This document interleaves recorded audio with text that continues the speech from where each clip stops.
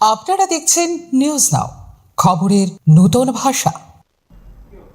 পশু সম্পদ বিকাশে পশু চিকিৎসকদের ভূমিকা অত্যন্ত গুরুত্বপূর্ণ। রাজ্যের প্রাণী সম্পদ ও মৎস্য ক্ষেত্রকে আরও শক্তিশালী করার লক্ষ্যে ত্রিপুরা পশু চিকিৎসক ডাক্তার সমিতির ৫৬তম বার্ষিক সাধারণ সভা অনুষ্ঠিত হল আগরতলার একটি বেসরকারি হোটেলে। সভায় উপস্থিত ছিলেন প্রাণী সম্পদ ও মৎস্য দপ্তরের মন্ত্রী সুধাংশু দাস, দপ্তরের সচিব দীপা ডি নায়ার, পশু সম্পদ দপ্তরের যুগ্ম অধিকর্তা বিমল কৃষ্ণ দাস সহ বিশিষ্ট ব্যক্তিবর্গ।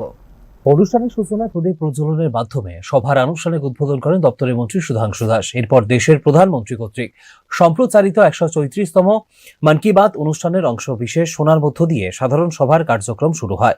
সভায় বক্তব্য রাখতে গিয়ে মন্ত্রী সুধাংশু দাস বলেন, ত্রিপুরা পশু চিকিৎসক ডাক্তার সমিতি দীর্ঘদিন ধরে রাজ্য সরকারের বিভিন্ন জনমুখী কর্মসূচি বাস্তবায়নে গুরুত্বপূর্ণ সহযোগিতা করে আসছে।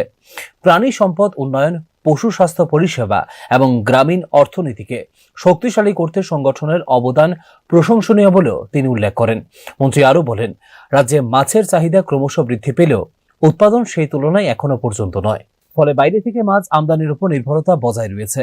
এই পরিস্থিতি মোকাবেলায় মাছের উৎপাদন বৃদ্ধির জন্য সরকার বিভিন্ন পরিকল্পনা গ্রহণ করেছে এবং সংশ্লিষ্ট সংগঠনগুলিকেও আরও সক্রিয় ভূমিকা পালনের আহ্বান জানানো হয়েছে।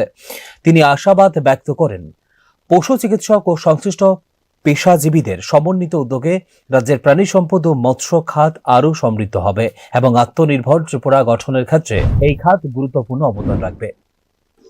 আজকে ত্রিপুরা ভেটেরিনারি ডক্টর অ্যাসোসিয়েশন দ্বারা আয়োজিত বার্ষিক সম্মেলন, এটা 56 টাইম 56তম বার্ষিক সম্মেলন হচ্ছে।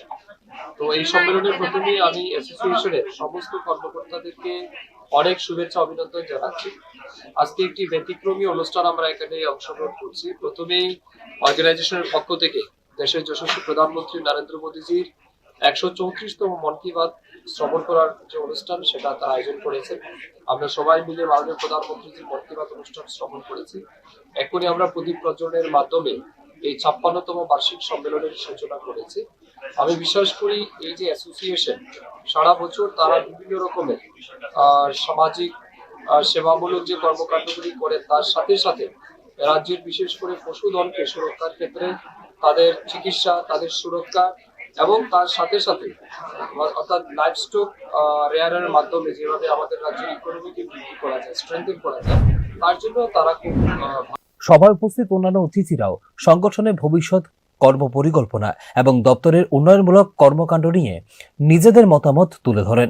অনুষ্ঠানে রাজ্যের বিভিন্ন প্রান্ত থেকে আগত পশু চিকিৎসকরা অংশগ্রহণ করেন। Bureau report, news now.